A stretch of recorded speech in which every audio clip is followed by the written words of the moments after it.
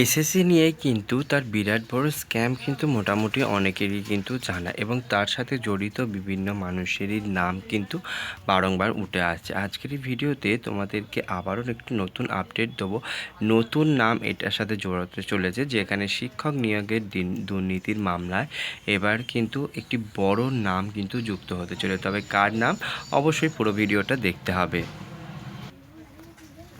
আরজিকর মামলা নিয়ে তোলপাড় রাজ্য। সরকারি হাসপাতালে তরুণী চিকিৎসকের খুনের ঘটনার সূত্র ধরে এই ঘটনা উঠে এসেছে। আরজিকরের প্রাক্তন অধ্যক্ষের বিরুদ্ধে একাধিক দুর্নীতির অভিযোগ। এরই মধ্যে কিন্তু শিক্ষক নিয়োগের যে দুর্নীতির মামলায় উঠে এসেছে আরেকজনের নাম।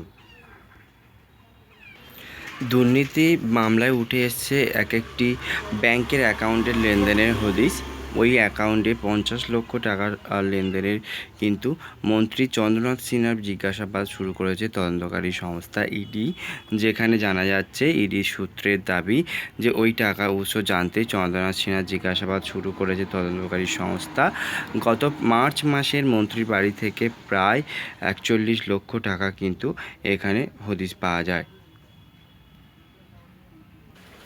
সে সম্পর্কে সত্যুত্তর দিতে পারেননি তিনি। দাবি ইডির।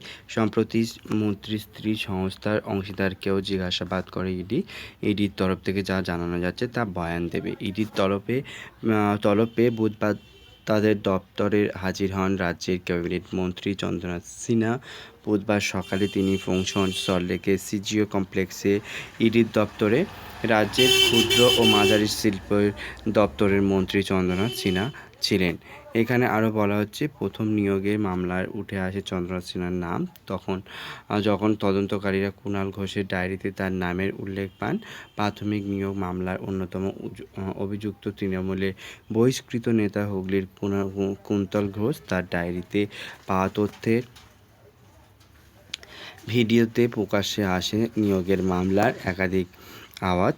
তো ডায়েরিতে রাজ্যের মন্ত্রী চন্দ্রনাথের নাম উল্লেখ পায়। তার বাড়িতে তল্লাশি চালায় ইডি।